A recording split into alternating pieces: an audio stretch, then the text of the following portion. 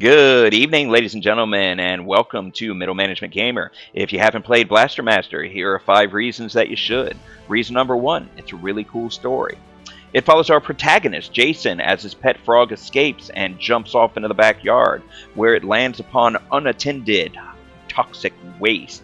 This radioactive stuff is just left all over the place in the 80s. I remember growing up. It was crazy. It was everywhere. Anyway, this stuff causes the frog to grow to enormous size and open a pit in the earth that Jason follows through after. It kind of reminded me of that movie, The Last Starfighter, where the aliens are using the video game to find pilots to help in their galactic war, and the kid grows off to save the day. Well, Jason slides down into the dark and finds the tank in this suit that mystically fits him, and like every normal teenager, he jumps in the tank and drives off into the wild blue yonder to save the day. Hooray! Reason number 2, versatile gameplay mechanics. In most original Nintendo games, you move through an ever-changing landscape as a hero, but it's always just the hero. In this situation, your hero moves around in the tank, which is an all-terrain vehicle, capable of jumping and rolling from left to right. It does have a mounted turret that allows you to take out enemies, which makes this a fun platformer. At some points in time, you'll have to do the second mode of transportation, whereas you get out of the tank and move around as Jason. Jason is much more vulnerable in this form, however still capable of dishing out damage to the enemies. Sometimes it's the only way to move forward in the game. In this situation, you can see Jason is swimming up to a dungeon that would be out of reach of the Sophia. The dungeon is the other form of gameplay. In the dungeon, you move around as Jason. You have a short-range weapon and a grenade launcher. You can get power-ups by killing enemies. You can power up your health and also fill up the hover meter. And some enemies drop these little doodads, which build up your gun meter. As your gun meter gets higher, you get a better weapon.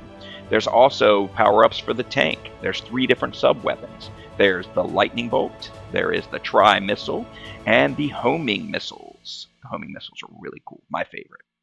As you travel through the dungeons, and again, you pick up the said little microchippy things and build up your gun meter, your gun gets more powerful and allows you to take out the bosses that you'll find in some dungeons. When you beat the boss, there is an item that will be left behind that is a permanent power-up for your tank, which brings us to the next point of this game. In case I haven't told you, I'm a huge fan of Metroidvania-style games, which is reason number 3 to play this game. As you travel through the world, you'll find certain areas are locked to you. As you can see, we just picked up the Hyper by killing that boss. Originally, we could not get past this mounted guardian here. This was blocked off to us. Now, with the Hyper, we are capable of moving forward into the next world. As we move around this part of the world, you'll see those different color stones there. As we shoot them, nothing will happen. But as we equip the Crusher, they will melt away and allow us to move forward. Whereas the first 2 upgrades upgrade your turret and build up the firepower and allow you to destroy the terrain, the next couple of upgrades change your tires and allow the Sophia to move throughout the terrain differently. The first upgrade is the hover. If you fill up your hover meter by picking up the H-balls that the enemies drop, you can flip the tires on the side and fly for short distances. It allows you to reach greater heights, which opens the map a great deal. The next thing you pick up is the sub-attachment, which allows you to swim with your tank, which is really cool. And then the last couple of upgrades allow you to drive around on walls. If hovering wasn't good enough, just drive up the wall. You'll get where you're going one of these days. With all 7 of the attachments finally in place, Jason can drive the Sophia into the final realm and do battle with the evil overlord. Once Jason defeats him, his reign of terror ended. Jason will save the planet as he knows it. Which brings us to reason number 4. It's a really cool world, and we kind of want to save it because there's 8 very diverse regions to travel into. The first one is the central hub. It's kind of mountainous and wooded. As you can see, there's lots of greens and browns. Even the dungeon kind of has rocks that make you feel like you're in a mountain, but also the foliage to the outside, which means kind of tree-like. The second area is like a medieval castle. The enemies of this area have armor on, and there's spikes that can damage your tank if you land on them. With the gray stone and the green bricks and column in the background, it feels like you're moving through a medieval castle. There's all sorts of hazards and pits. The Sophia can be melted in lava, or if Jason steps on these spiked floors, it'll do damage to him. And then when you drive into the next area, it feels like you're entering some sort of futuristic cyber facility where they make the robots that you're going to encounter throughout the game. It even kind of has that factory feel because there's like caution tape on the side of the passageways. You know, you got to be careful driving through there. When you reach the dungeon, there's these weird cheeky turtles and crazy robots that look kind of like hand dryers meet dot matrix printers. And what original Nintendo game would be complete without a sewer level? It's dank, it's dreary, it's underground. You just know that if Jason falls off this catwalk that he'll instantly drown in that dreary, nasty muck of a water.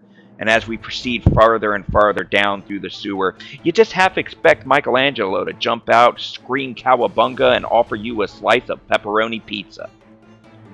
And yes, you guessed it, a water level. Because who doesn't love a good water level? You know, when you reach the water level, you're in for a real treat as you have to get out of your tank and proceed swimming, fighting off against other scuba divers that do massive amounts of damage, and giant crabs because, well, giant crabs. Look, the dungeon's even green and blue, so it looks like an underwater facility. Isn't that great? But don't worry, it does get better. Look, we got an attachment for the Sophia. It allows us to move and kind of go around in our tank. We're not so vulnerable. Look, it kind of looks like Atlantis. We get to escape from this hellhole that is a water level and move forward into... Oh, hell froze over. It's an ice level. Now we get to struggle to maintain traction in our tank. We also get to struggle to maintain traction as Jason as we navigate through spike-filled pits. But then we get to warm up in our lava level, because everyone loves a good lava level.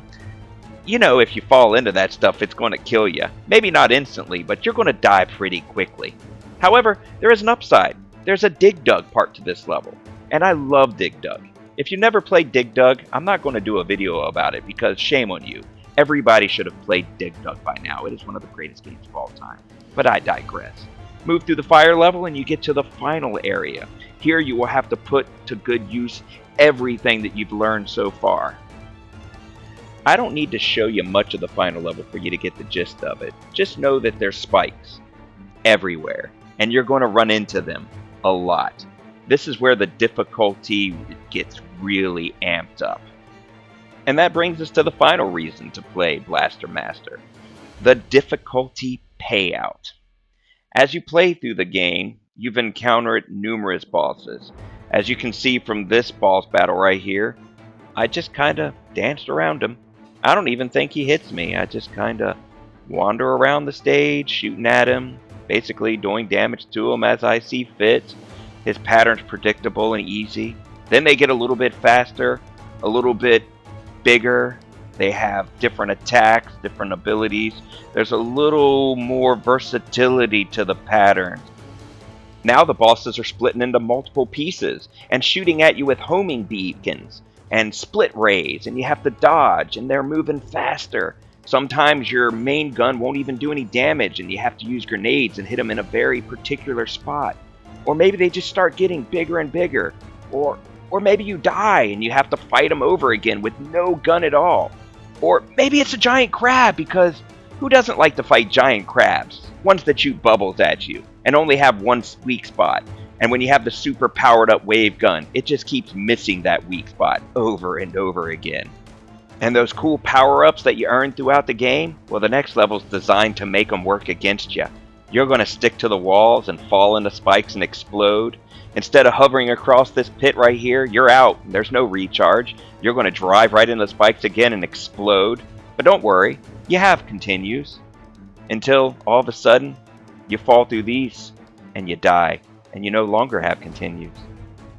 After you pick up the controller you just threw at the wall and you start over, you're going to make it through the game this time, and when you defeat it, you'll be filled with great satisfaction. I guarantee it. Thanks for joining me here at Middle Management Gamer, and remember, if you haven't played Blaster Master, you should. Don't forget to like, share, and subscribe, and ring the bell for notifications so you can learn about my upcoming videos. Good night.